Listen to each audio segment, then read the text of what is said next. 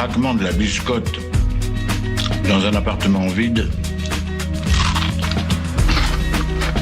c'est un côté rassurant.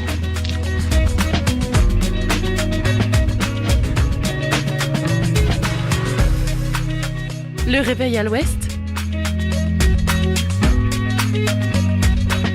de 7h à 8h sur Westrack Radio. Je voudrais une omelette jambon fromage et une wham frite normale. Je suis navrée, nous ne servons plus le petit déjeuner, nous sommes passés à la formule déjeuner. Je voudrais un petit déjeuner.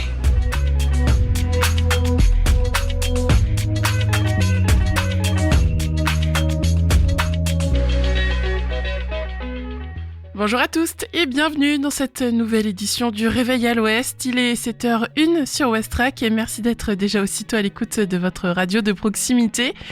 Au programme, durant cette belle heure qui nous attend, la météo, l'infotrafic. JB nous présentera le bouz kashi, le sport national afghan. Mais il y aura aussi, dans la dernière demi-heure, la chronique gourmande du jeudi, l'agenda sortie et la découverte musicale Ferrarock de la semaine. Allez, bon réveil, on entame avec les infos locales. 7h. Les infos locales sur Westrack Radio.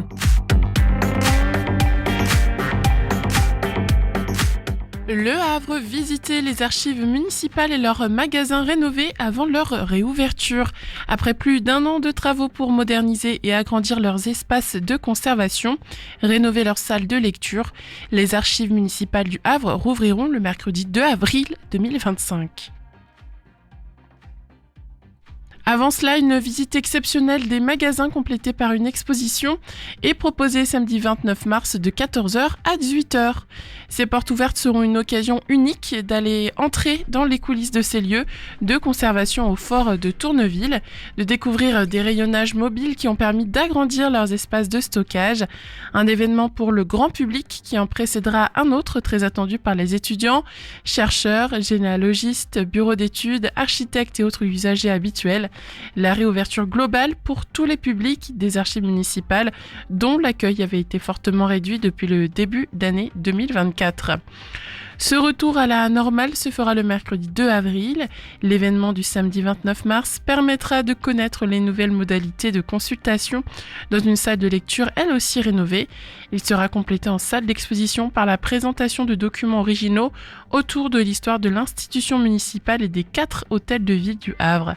Des cartes postales, reproductions de certaines œuvres précieuses seront offertes.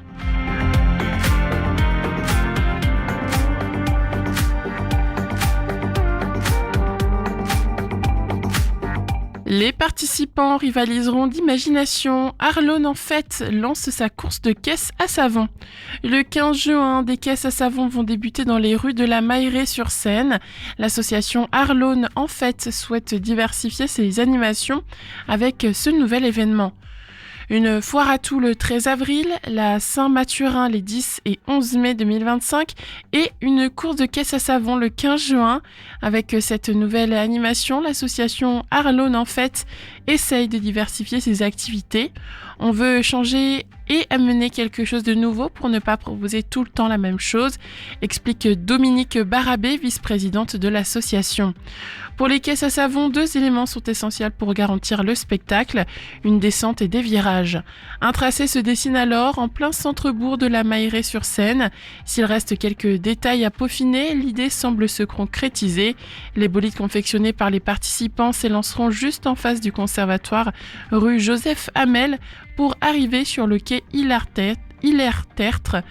Concernant les véhicules, ils devront certes cocher les cases du règlement et passer le contrôle de l'organisation avant de se présenter au départ, mais William Hanin espère surtout que les participants rivaliseront d'imagination. En plus du classement chronométrique, un prix pour le bolide le mieux décoré ou le plus insolite est donc prévu. Les inscriptions sont possibles jusqu'au 6 juin. Participation 20 €, renseignement inscription sur Arlone en fête, tout collé sans accent, @gmail.com.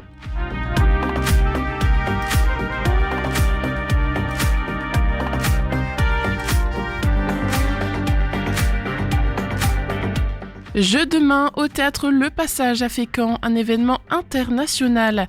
La compagnie uruguayenne Coriolis débarque à Fécamp avec Manual, un spectacle virtuose et hilarant interprété par 6 mains mouvementées.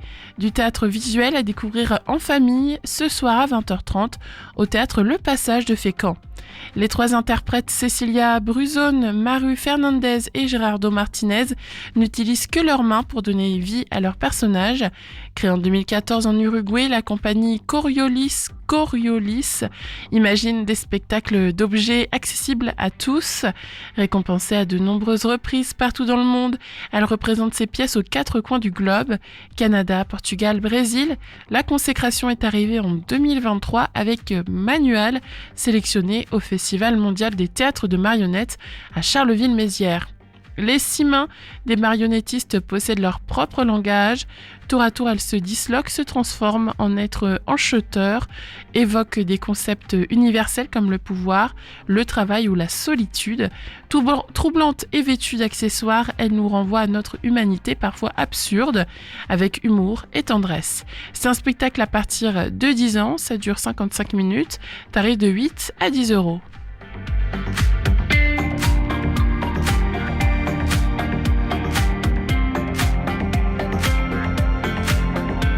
À Fécamp, un concert inédit pour les 90 ans du professeur Gosset. Le professeur Gosset, dernier côtre pilote à voile construit en 1935, fêtera ses 90 ans en 2025. Pour marquer l'événement ainsi que les 20 ans de l'association qui veille sur lui, un projet musical d'envergure voit le jour. À l'initiative de Daniel Billiot, président de l'association et de la chef d'orchestre Myriam Courbet, une œuvre originale intitulée L'écho des voiles a été composée pour orchestre. Inspirée par la manœuvre de hissage des voiles, elle sera interprétée par une 50aine de musiciens issus de 2 formations, l'orchestre L'écho des Balmes de Fontaine en Isère et la Lyre maritime de Fécamp. 2 concerts sont donc prévus, l'un à Fontaine en Isère en mai 2025, l'autre à Fécamp le 12 juillet à la salle des Galets. Un projet collectif qui implique aussi des élèves du lycée maritime Anita Conti, chargés de réaliser une projection vidéo diffusée sur une véritable voile en arrière-plan de l'orchestre. Ce spectacle, soutenu par le conservatoire et illustré par une aquarelle de l'artiste Yannick Nazé, promet d'être un hommage vibrant au patrimoine maritime de Fécamp.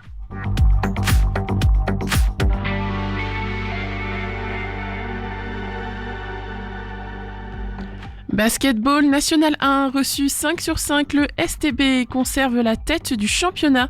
5e succès de suite pour Saint-Thomas Le Havre, vainqueur mardi contre les Sables d'Olonne, 64-52, à l'issue d'un match défensivement très abouti. Les Havrais restent donc leaders devant Quimper. STB 1, Vendée 0. Avant d'aller défiler Chaland demain, les thomistes se sont offerts mardi 25 mars l'autre club vendéen de la poule haute, les Sables d'Olonne, une formation qui est restée avant ce match sur une impressionnante dynamique de 7 victoires en 8 matchs. La série d'invincibilité des Havrais au Dock Océane atteint désormais la barre des 16 matchs. Le duel attendu entre 2 des meilleures équipes du moment a bien eu lieu, mais Saint-Thomas s'est montré supérieur. Dans un début de match brouillon, marqué par de nombreux tirs manqués et pertes de balles, les Havrais ont pris l'avantage avant la mi-temps grâce aux tirs primés de Thibaut Desseigné et Joël Awitch, 30-20 à la 18e. Montant en puissance, le STB a creusé l'écart sur un dunk spectaculaire d'Awitch, 39-26 à la 23e, et une défense solide qui a neutralisé le meneur adverse, Louis Prolac. À l'entame du dernier quart-temps, l'écart était déjà fait, 51-40, et le STB a conclu sans trembler, 64-52.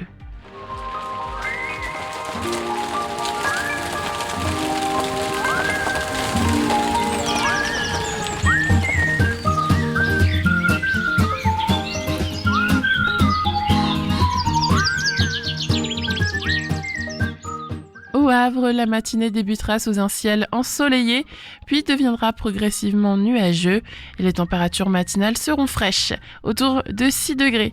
Dans l'après-midi, le ciel restera partiellement couvert avec des éclaircies et les températures atteindront environ 11 degrés. Aucune précipitation n'est prévue pour la journée. Selon les relevés fournis par Atmo Normandie, l'indice de la qualité de l'air est mauvais ce matin. Côté mer, la mer se retire progressivement jusqu'à la marée basse prévue à 7h21, atteignant alors 2,71 m. En milieu de journée, la marée remontera et atteindra son pic à 12h26 avec une hauteur de 7,10 m avant de redescendre à nouveau pour une marée basse à 19h42 où l'eau se stabilisera à 2,90 m. Le coefficient de marée est élevé aujourd'hui, il est de 111, restez donc vigilants. Il est 7h du matin, faut se réveiller. Oh, j'ai sommeil. Bon alors, un peu de musique pour se mettre en train. Je sais pas moi, quelque chose comme Talking about my generation. Après les infos et la météo, place à une phase plus légère avec deux nouveaux titres électro-hip-hop, Lundi bleu de Pâle Regard et The Knife in Me de Yves Jarvis.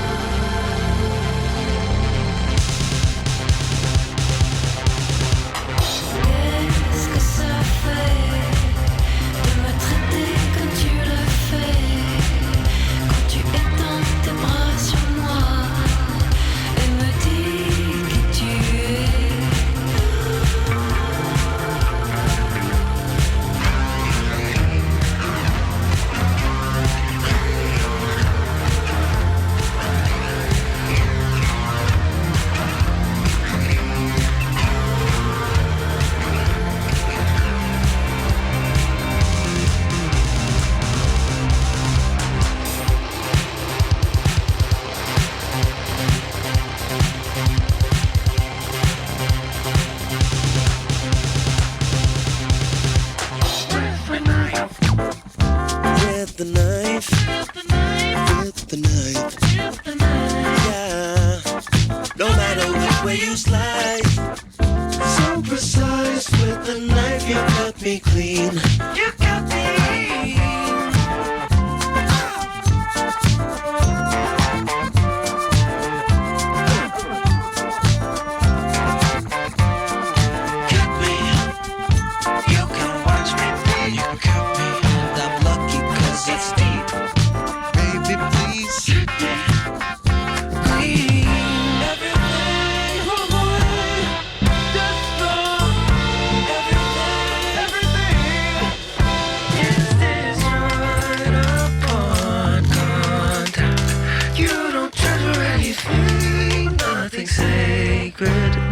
That's so sad. That's so sad.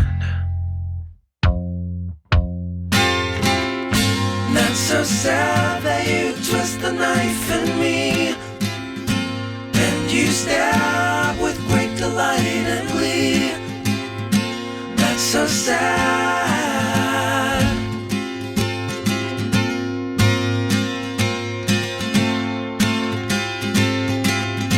Lost control. I was reckless, spilled the plate on which I eat. There goes my china, precious china. Ground the bone down, fired up the kiln.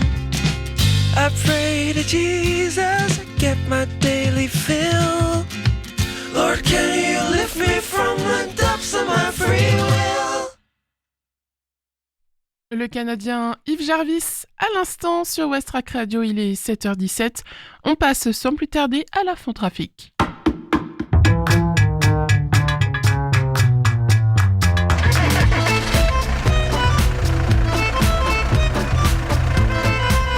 Alors à Civita, ça bouchonne aussi? Ah, j'en sais rien. Ce matin, j'ai parlé à mon père qui est à Caserta. Il paraît que là-bas, ça roulait pas vite, mais que c'était fluide.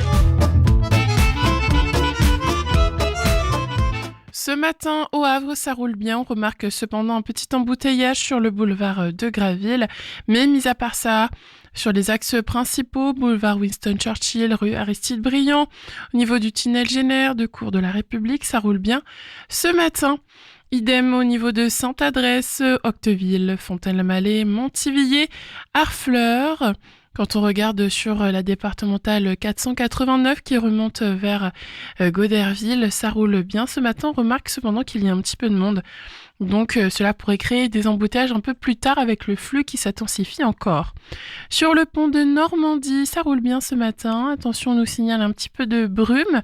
Donc cela pourrait perturber la visibilité. Restez bien prudents. À la jonction de la 29 à la 131, c'est fluide. Sur la 131, ça reste fluide tout du long. Et c'est à l'arrivée sur le pont de Tancarville où il y a un fort embouteillage. Donc prenez le temps nécessaire si vous devez emprunter le pont de Tancarville ce matin puisqu'il y a un embouteillage comme je le disais. Donc pour ne pas arriver en retard là où vous devez arriver. Sinon sur le reste du territoire, donc Tancarville, Saint-Nicolas de la Taille, la Serlangue, Saint-Vincent-Craménil ou encore Saint-Aubin-Routot, ça roule bien ce matin. Restez tout de même prudents. Je laisse désormais ma place à Gilbert. À JB, il va vous culturer.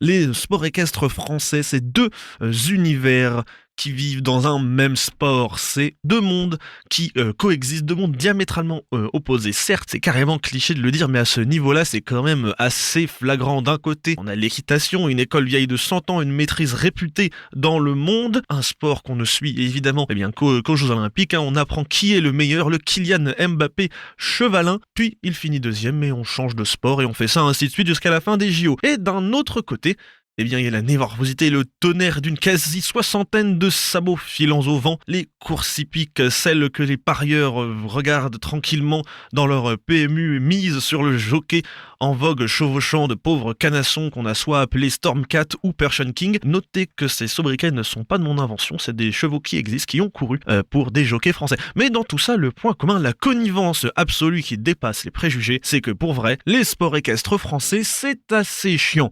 Heureusement, en Afghanistan, on sait se marrer à dada sur son bidet. À cheval, tout le monde leur est venu de se culturer sur le sport national afghan, le bouskachi. Sport vieux de 1000 ans, issu des steppes asiatiques centrales, le bouskachi est l'ancêtre de ce qu'on pourrait appeler aujourd'hui dans le jeu vidéo un Battle Royale. Traduction, une centaine de guerriers à cheval qui se maravent la tronche pour une carcasse de chèvre. Un tantinet barbare, certes, mais du fun en barre, comme devait sans doute le dire Genghis Khan, qui, d'après les rares sources sur le sujet, est the point d'ancrage ancrage temporel pour visualiser de quand ça date le Bouskatchi. Donc, obligation est faite de vous transmettre les dates de naissance et de mort de ce bon vieux Genghis. 1155 ou 1162 pour la naissance du petit Khan. Oui, il y a 2 dates, car à partir d'une certaine époque, la précision en histoire devient parfois un ordre d'idée et il est mort en 1227. Maintenant qu'on a tous en tête l'Asie centrale à cette période du temps, passons aux règles du jeu. Le Bouskatchi, à la base de la base, on pouvait le jouer à 100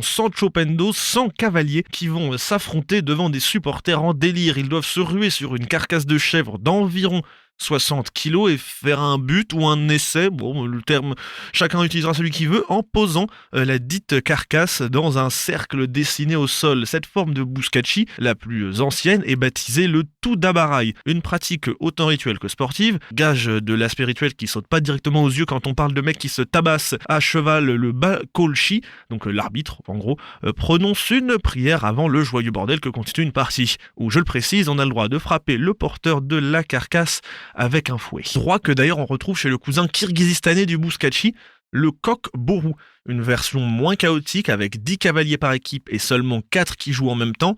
On a quelques paramètres qui changent comme le poids de la carcasse, on a intégré une mi-temps pour un peu de repos entre 3 mandales, et une taille de terrain réglementaire là où le Bouskatchi n'en avait a priori pas. On raconte que les zones d'embut des premières parties pouvaient être à 2 km du départ. Entre ça et le rififi sur le terrain, ça doit faire partie des sports les plus incommodes à suivre et regarder. Bon, vous le voyez, la différence n'est pas gigantesque, mais dans les deux, on ne doit pas frapper le cheval ou les bras et jambes des cavaliers et interdit de se battre après un but. Une interdiction qu'on pourrait voir comme normale, mais si on regarde un peu les règles du bowling, rien ne spécifie qu'il est interdit de lancer sa boule dans les testicules de son adversaire s'il a fait un strike. Donc le fait de le mettre, c'est quand même pas anodin. Bouskatchi est un sport à la dure de fait puisqu'il serait inspiré des meutes de loups qui apprennent la chasse aux petits, une origine qu'on retrouve parmi les utilités du Bouskatchi vu qu'il servait notamment à former les cavaliers et leurs montures à la guerre. À savoir qu'on pratiquait également le Tudabarai lors des mariages ou des circoncisions. Lors des mariages, je peux le concevoir, l'équivalent moderne si on est fan du hack et du foot, c'est de se marier au stade Océane et se dire oui alors que l'équipe adverse marque le but du 3-0, romantique à souhait. Par contre, pendant une circoncision, on dirait que c'est plus de fun pour les parents que pour l'enfant. Soit il est bébé, il capte rien, soit disons qu'il est conscient de ce qui se passe, et je ne saurais présumer des tenants et aboutissants de ce genre d'opération, mais je suis relativement sûr qu'après quand vous asticote cet endroit du corps, il peut bien y avoir 100 gars qui se torgnolent autour d'une chèvre morte, vous n'êtes pas à fond dans la partie. Cela étant, le Bouskatchi, c'est l'occasion parfaite pour de grandes célébrations dans les pays pratiquants. Le Kokboru est souvent pratiqué lors de grands festivals au Kirghizistan et ça dure 3 jours, stand de nourriture mais aussi course d'endurance afin de s'échauffer avant les parties. Une bonne chevauchée de 16 km avant de se mettre sur la tronche comme si le sport n'était pas déjà assez physique. Le Bouskatchi, le Kokboru ou un des 7 noms sous lesquels on l'appelle, c'est vraiment une question de vibe. L'ambiance justement, l'aura de ce sport, elle fascine, elle aura fasciné 2 auteurs. Le premier connu grâce à l'Armée des Ombres, c'est Joseph Kessel, membre de l'Académie française, commandeur de l'Ordre des Arts et des Lettres, qui aura écrit le roman Les Cavaliers, retraçant les épiques cavalcades afghanes. Je précise bien commandeur car l'Ordre des Arts et des Lettres compte plusieurs rangs. D'abord les chevaliers, comme Francky Vincent, intronisé en 2022, puis les officiers, on peut prendre l'exemple de Zazie, en 2021. Et enfin, les commandeurs dont font partie Joseph Kessel et aussi Pierre Perret. Bon, vous avez vu qu'on a fait une petite énumération sous le spectre variété française, déjà parce que ça m'amuse, mais aussi parce que ça donne un aperçu des goûts musicaux du ministère de la Culture dans les années 2020, mais surtout ça montre que les chansons sur le zizi ne se valent pas. Bref, je vous avais évoqué un second auteur. Vu qu'on digresse au moins 10 fois par chronique, on a failli l'oublier, sauf que croyez-moi, ça serait dommage. Plus dommage d'un point de vue comique que littéraire, je vous rassure, le personnage étant particulier, son idiome risque de vous faire tiquer. Gérard Devilliers. Bizarrement, malgré moult recherches, aucun lien avec Philippe. Cependant, on choisit pas toujours son âme sœur. Gérard prétend avoir obtenu Sciences Po alors qu'au mieux il a passé le portail de l'entrée. Il a tenté, je le jure que c'est vrai, de faire croire que Sheila allait devenir un homme dans les colonnes de France Dimanche. Et son biographe nous rapporte que ses amis le décrivent comme misogyne et raciste. A contrario, lorsque Thierry Ardisson lui demande s'il a quelque chose contre les homosexuels, il répond non. Moi je dis bravo Gérard. Revenons à la littérature. Notre bon vieux Gérard est l'auteur d'une immense série à succès qui s'appelle Sas, des romans de gare racistes faisant la part belle au sexe tellement qu'on en a compilé les extraits dans une anthologie. Le GG était un sacré coquin. Ces fameux Sas, outre d'occuper le lecteur, cachaient apparemment un dessin légèrement moins noble. En effet, le journal Le Monde en 2013 nous révèle que les SAS dispensaient de la désinformation à la demande de la SDECE, le service de documentation extérieure et de contre-espionnage. Un organe étatique ayant inspiré les OSS 117 notamment. Vous vous douterez donc qu'au vu du profil, quand il aborde le Buzkashi, l'exactitude laisse à désirer, dressant un portrait arriériste où les Chopendos se battent afin d'acquérir une femme, alors qu'a priori on y gagnait les grâces de son khan, des tapis et des chameaux, parce que pourquoi pas, si la lecture n'est pas votre tasse de thé, conseil cinéma, regardez Rambo 3, vous y verrez une partie. De facto, le Buzkashi est un sport à succès, un sport encore pratiqué aujourd'hui, en Afghanistan, au Kirghizistan et beaucoup d'autres pays finissant en stan.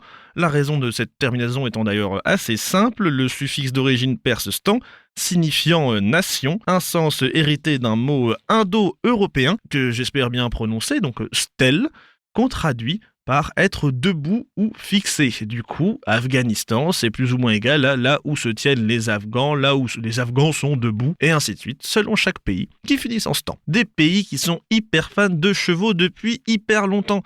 Au Kirghizistan, on célèbre la majorité en offrant un cheval.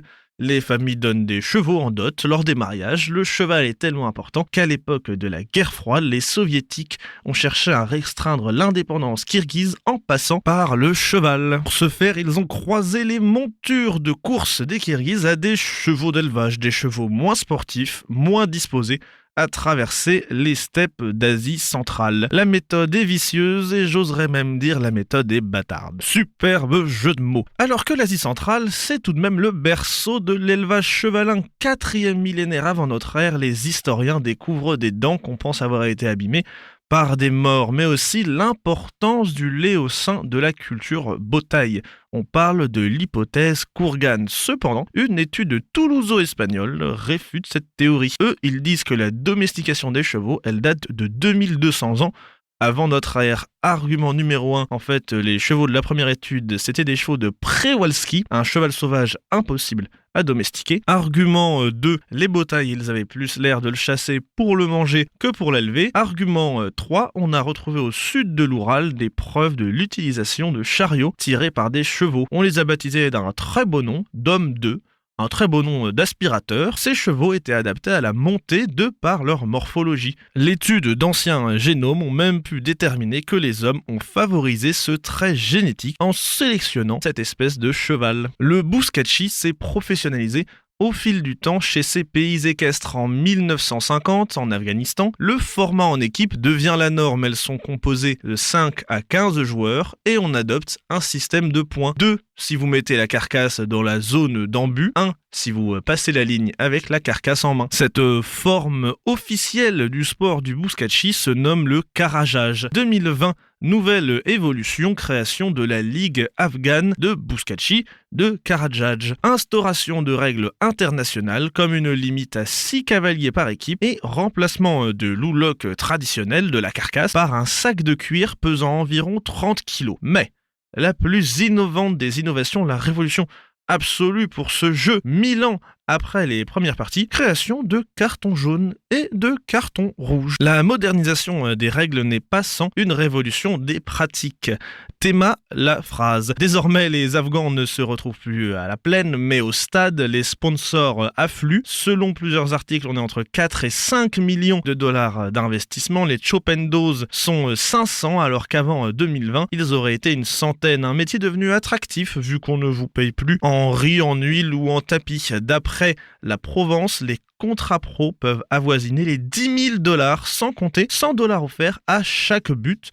Puis de modestes cadeaux de sponsors. Le Chopendos de l'article a reçu pour sa victoire 35 000 dollars à se partager avec son équipe, une voiture et tout de même caution sport traditionnel, des chameaux. Néanmoins, tout n'est pas rose. De 1996 à 2001, le bouskachi est interdit en Afghanistan pour cause de talibans au pouvoir. Des dirigeants du genre rigide qui le jugent immoral. Après leur départ, le sport fleurit, connaît la modernisation dont je parlais précédemment, avant leur retour en 2021. S'il l'autorise, cette fois-ci, on ne peut pas être trop naïf sur le sujet. Le président dit qu'il le laisse car ça rend les gens heureux, mais les talibans touchent également des taxes autour du marché du bouskachi. Bon, franchement, on en a vu des choses. L'histoire de l'humanité, des chevaux, on rigole sur un auteur réac, on parle évidemment, c'est un peu le principe, du sport, ses règles, son histoire et les pays qui le pratique. Évidemment, on a un peu abordé la castagne, mais surtout le puissant esprit de liberté qui réside dans le bouskachi. Je suis sûr qu'au départ, quand j'ai annoncé une baston générale à 100 cavaliers, vous n'auriez pas parié qu'on parle d'autant de choses. Et c'est ça qui est beau en un sport parfois légèrement obscur. Bim, on voyage et on s'imprègne d'une grande quantité de savoir. Culture Airline vous remercie d'avoir choisi sa compagnie. Et n'oubliez pas que pour qu'on se porte bien, faut se culturer. À la prochaine.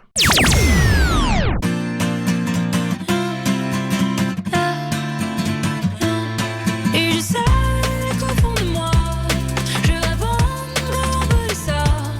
Utopie, je m'accroche à toi, j'espère que ça ira. Et je sais au fond de moi, j'ai fermé les yeux, je le vois. Utopie, tu n'existes pas, j'espère que ça ira. Sur mon tapis léopard, je me sens bien, je définis un avenir qui me semble plus sain. J'ai une vogue à la bouche, un mescal à la main, mais pour tout compenser, j'irai courir demain. J'ai acheté les paillettes pour les coller au mur. J'ai fait un peu la fête, ça fait 3 ans que ça dure. Et les réels motifs de toutes mes obsessions, un côté dépressif, mais quelle contradiction. Parfois, voilà, je comprends pas la tolérance, on connaît pas.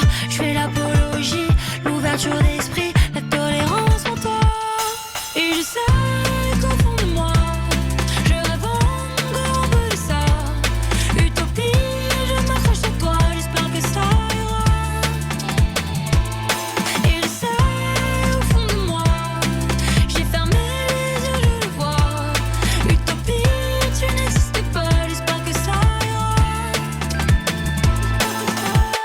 J'ai fait un tour à la maison, je suis ressorti, je flex. Là-bas y'a pas trop de saison, et personne te prend la tête. Et j'ai posé toutes mes questions, sans jamais que ça les embête. Je prétends pas avoir raison, mais ici on est à la traîne. Parfois, voilà, je comprends pas la tolérance, on connaît pas. Je fais l'apologie, l'ouverture d'esprit, la tolérance en toi. Et je sais qu'au fond de moi, je rêve encore de ça. Utopie, je m'accroche à toi, j'espère que ça ira. Et je sais au fond de moi, j'ai fermé les yeux, je le vois.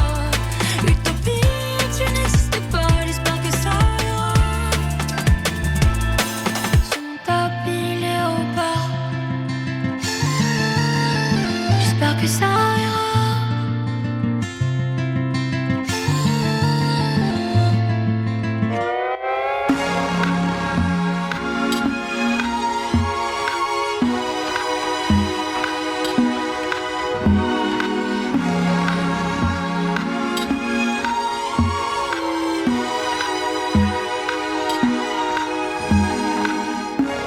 I'm a fish out of water. I'm a pineapple on a sea of dough. I'm a fool to fold it. Up 120 is the way you flow, you flow, you flow. Is the way you flow. 'Cause I've been driving on the wrong side of the road for too long, and now it's time to go. I've been driving on the wrong side of the road for too long, and now it's time to go home.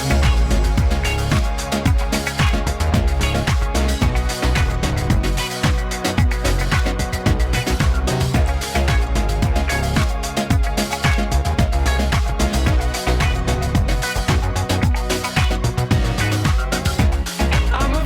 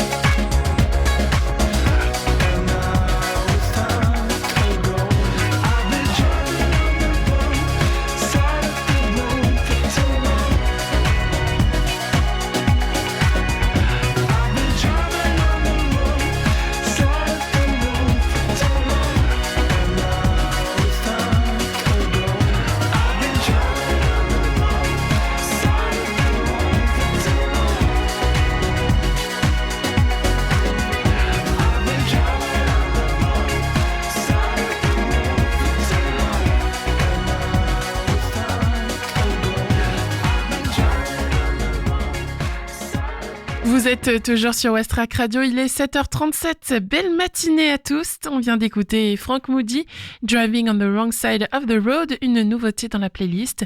Et maintenant, place à votre chronique quotidienne. C'est le réveil à l'ouest. Je voudrais un petit déjeuner. Vous n'en aurez pas en un surplus. Oui, vous venez de le dire. Plats uniques, familiaux, traditionnels, mijotés, les beaux jours arrivent et vous avez encore besoin de prendre des forces avec des repas complets et conviviaux. Dans cette chronique gourmande du jeudi, je vous ai fait une petite sélection de recettes faciles pour les soirs de semaine ou du week-end. La recette numéro 1, c'est la fondue printanière. Une recette étonnante, certes. Allier la fondue à la saison printanière, drôle de challenge, mais vous allez voir que c'est parfait. Des asperges cuites au beurre persillé, des radis croquants et de bons toasts grillés pour accompagner la tome et l'abondance. Un mariage réussi pour un plat à proposer sur vos tables familiales prochainement peut-être. Alors étape 1, préchauffez le four à 180 degrés. Dans une sauteuse, faites fondre le beurre, ajoutez une gousse d'ail hachée ainsi que le persil et vous salez le tout. Sur une plaque munie de papier cuisson, vous déposez les asperges vertes et les tranches de baguette. Vous badigeonnez le tout de beurre persillé et vous enfournez pour 15 minutes de cuisson. Mettez ensuite le four en position grill, frottez le fond d'un contenant à fondu, un caclon ou sinon un plat assez profond qui va au four avec une gousse d'ail. Déposez les tranches de fromage coupées en lamelles, versez le vin blanc, poivrez et enfournez pour 10 minutes de cuisson. Une fois les fromages en ébullition, servez la fondue avec le pain aux herbes, les radis et les asperges. Un vrai délice. La recette numéro 2, c'est un clafoutis aux asperges. Si vous aimez les clafoutis salés, je vous recommande cette recette très simple à réaliser. Les asperges se prêtent à merveille à la réalisation d'un clafoutis. En plus, les asperges, ce sont des produits de saison. Alors, petit 1, plongez les asperges dans une casserole d'eau bouillante salée et vous les faites cuire 10 minutes. Dans un bol, vous mélangez les œufs, le lait d'épeautre, la farine, le sel et le poivre. Vous incorporez 60 g de parmesan. Dans un plat à gratin, vous versez la pâte à clafoutis. Vous déposez les asperges délicatement sur la pâte.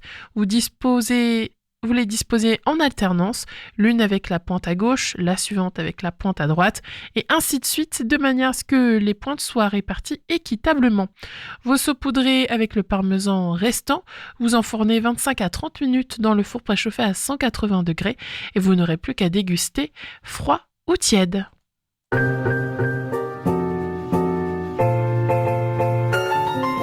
Douce matinée sur Westrack, le haut-parleur des Havrais et des Havraises. On écoute maintenant Le Silence de Junior, sorti l'année dernière.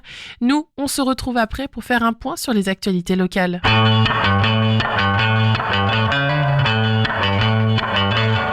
À quoi tu penses?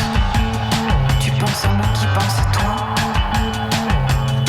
Dans ce silence, est-ce que tu penses parfois?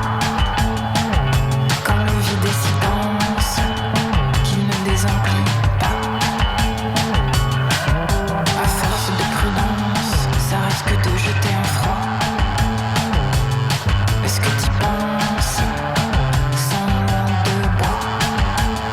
Quand le crépuscule est immense, que le n'en finit pas.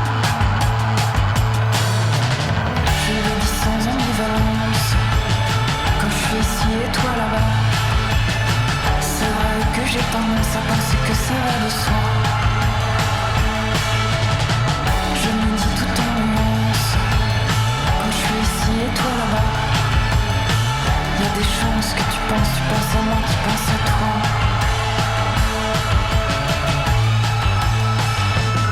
À quoi tu penses? La distance on s'habituera. Et l'absence tu crois. Et le chacun pour soi.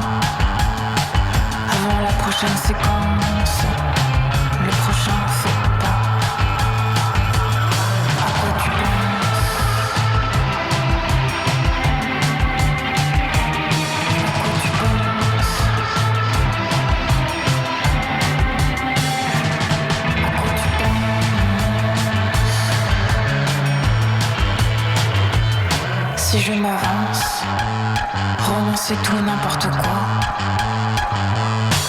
Balancer l'indifférence, la crise de foi.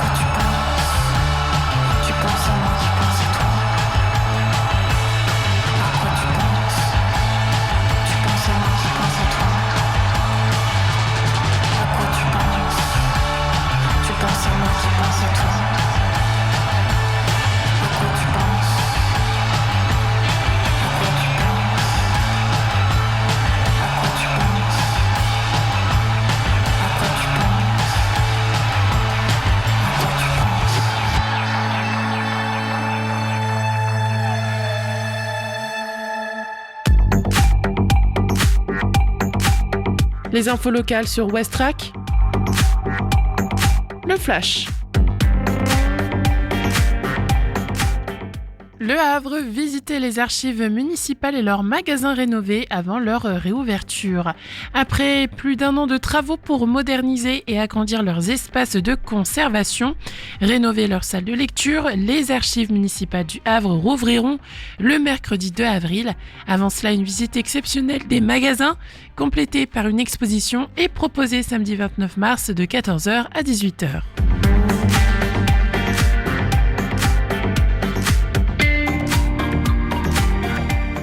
Les participants rivaliseront d'imagination. Arlone en fait lance sa course de caisses à savon. Le 15 juin 2025, des caisses à savon vont débouler dans les rues de la Mailleraie-sur-Seine. L'association Arlone en fait souhaite diversifier ses animations avec ce nouvel événement. Les inscriptions sont possibles jusqu'au 6 juin. Participation 20 €, renseignements, inscription à Arlone en fait, tout collé sans accent, @gmail.com.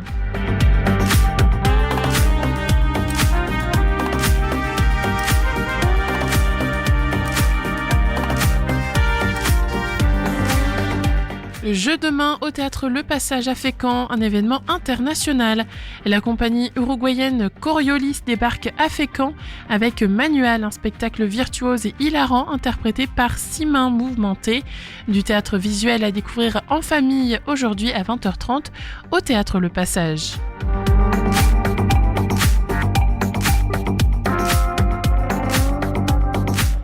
À Fécamp, un concert inédit pour les 90 ans du professeur Gosset. Le professeur Gosset, dernière côtre pilote à voile construit en 1935, fêtera ses 90 ans en 2025. Pour marquer l'événement ainsi que les 20 ans de l'association qui veille sur lui, un spectacle musical aura lieu cet été à Fécamp. Œuvre originale, orchestre et projection, les préparations sont lancées.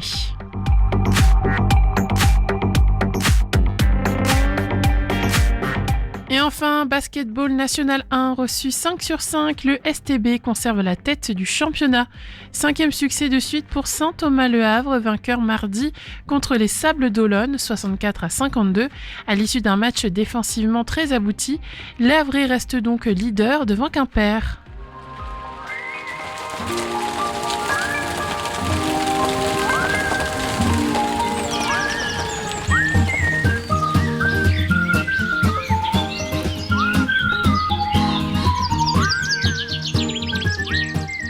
Au Havre, la matinée commencera sous un ciel dégagé avant que des nuages ne fassent progressivement leur apparition. Les températures seront fraîches au réveil, avoisinant les 6 degrés.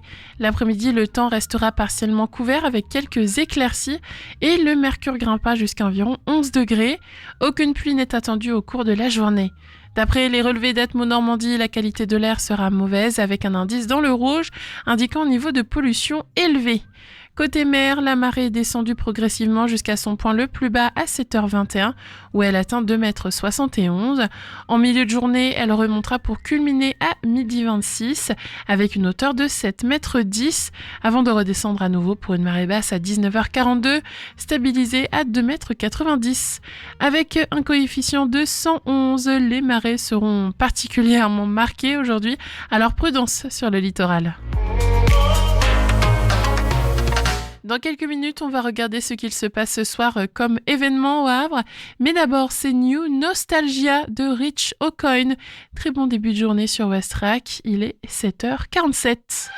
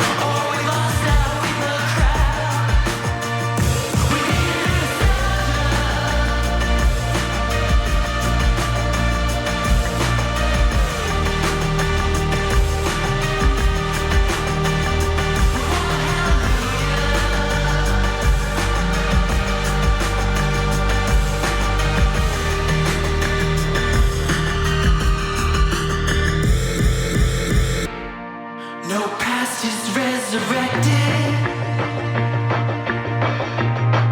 And with time and memories die. But I hope we can remember.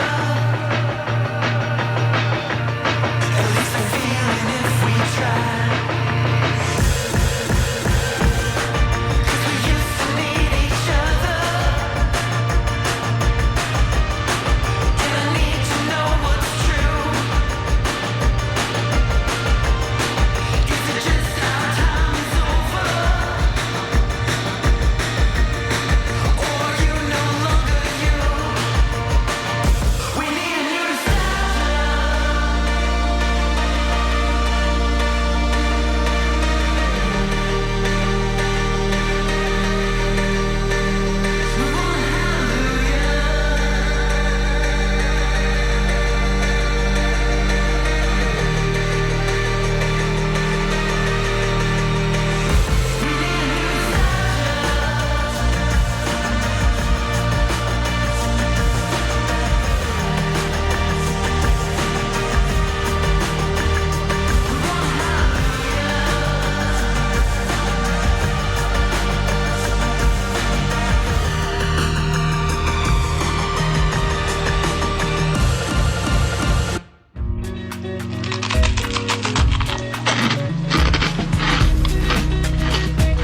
Je trouve que le craquement de la biscotte dans un appartement vide, c'est un côté rassurant. Ce soir, il y a 2 super concerts prévus au Tetris. Satellite, c'est du rock c'est du folk rock psyché programmé au West Park 2023. Satellites avait été contraint d'annuler sa venue au Havre. Heureusement, ils reviennent au Tetris avec de nouvelles chansons en poche. Perdus quelque part entre les ruelles mystérieuses d'Istanbul des 70s et le soleil brûlant de Jaffa, la musique de Satellites se couvre un éventail de sons. Le groupe oscille entre folk turc traditionnel, guitare psychédélique et ligne basse groovy calibrée pour le dance floor. Mais il y aura aussi Holkan et la Vipère Rouge, c'est de la techno méditerranéenne. C'est une histoire de famille, 2 amis de longue date qui ont grandi ensemble dans le sud de la France. Leur musique imprégnée d'influences méditerranéennes a le sang chaud. Ils nous livrent un live techno instrumental aussi coloré que rentre dedans, où se croisent des instruments de la Méditerranée à une voix suave. Ou sinon, à 20h30, il y a la projection du film Sarava de Pierre Barou au cinéma Les Arts de Montivier.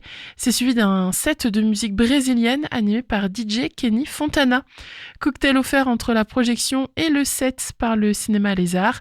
Tourné en 3 jours dans des conditions très complexes, ce film est éblouissant de vie et de musique.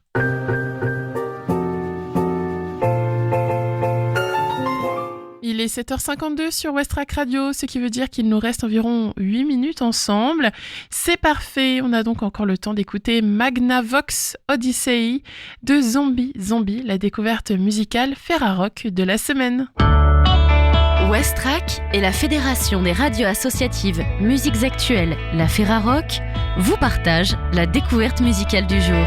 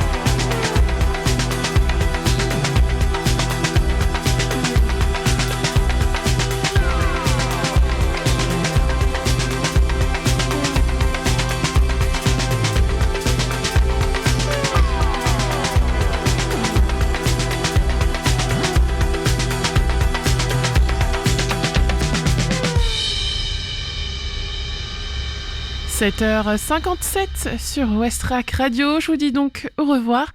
Le Réveil Ouest revient demain de 7h à 8h.